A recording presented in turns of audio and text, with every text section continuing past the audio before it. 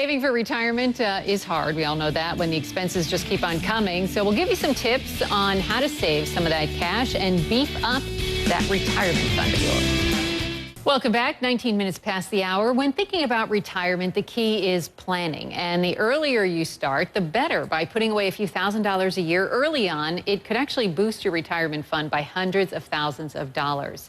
Financial planner Karen Lee is here to tell us more about this. Good morning. Good morning. All right, so you say that it is never too early to start. Never. Even to get your kids started investing, they're not even thinking about retirement. That's right. Now, my mantra is save 10% of every paycheck you ever earn for the rest of your life, no matter what, and make no excuses, and you will never have to worry about saving for your retirement. 10%. Yeah. But now, how is it? I mean, what is the advantage to starting so early? So let's look at an example of that. We put together two different people. Person number one, they are earning 30 grand a year, so 10% is 3,000. Now, what they're going to do is they're going to save $3,000 from age 22 to 28, a total of $21,000 at an 8% hypothetical rate of return. As you can see, they're going to have over $879,000. When they retire. Yeah, at 65. Yeah. Now let's look at person B. They wait a little bit longer.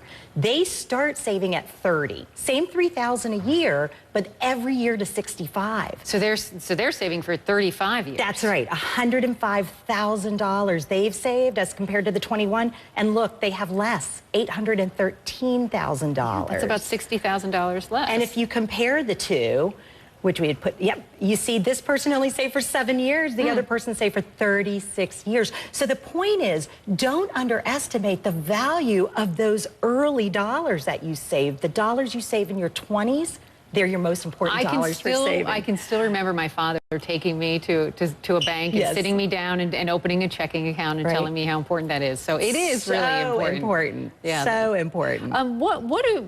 What would you tell people? What's your advice to people who aren't doing this? Well, I think at the heart, we have to remember that we're Americans, which means we're consumers. We like to spend.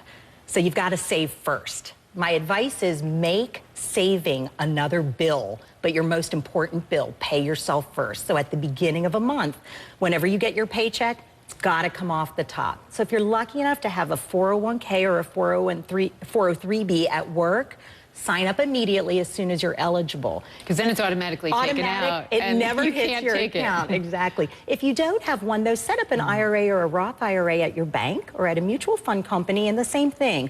When your direct deposit hits your account, sweep it right over. If you think you're going to wait to the end of the month to save, there's not going to be anything left. I know. What about excuses? Because everybody, oh, I can't do it this month. I have this, or I have a special thing I need to do here. The excuses, which I call the rationalizations and the justifications, they're endless. Let me give it to you by the generation. In your 20s, it's, I've got my first apartment, I need furniture, I need a nicer car than the car I've been driving, I want to go out and drink and party with my friends after work. In your 30s, you're saving for the first house. You've got a baby coming, you've got to do the nursery, you need a new minivan. In your 40s, you've got hungry teenagers and all their friends in the sport activities. Yes. In your 50s, you're starting to save for weddings for your kids, grandkids. There's always an excuse, Randy. So we got to get rid of those. You just got to ignore them. All right. Save first. Okay, that's good to know. All right, let's talk Social Security, Yes. because a lot of people are wondering, how can I maximize this? How can I get the most out of it? First, let's remember, Social Security was never meant to be your entire retirement plan. It was originally Don't tell me that. a three-legged stool. Your Social Security, your pension plan, and your personal savings. Well, as we know, pensions are a thing of the past. So now savings is 2/3. But for Social Security, the main thing I want to say here without complicating it is don't just make a knee-jerk reaction to take it at age 62.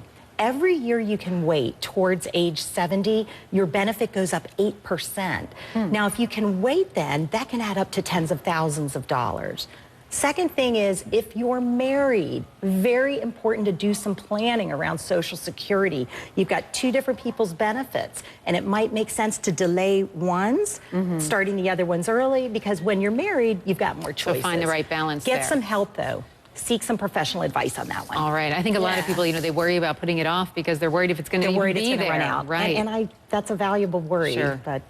But it's still a good idea to still try. plan. All right. Karen Lee, great advice. Nice to see you. Nice to see you, too. Thank you. And stay with us. A look at the day's top.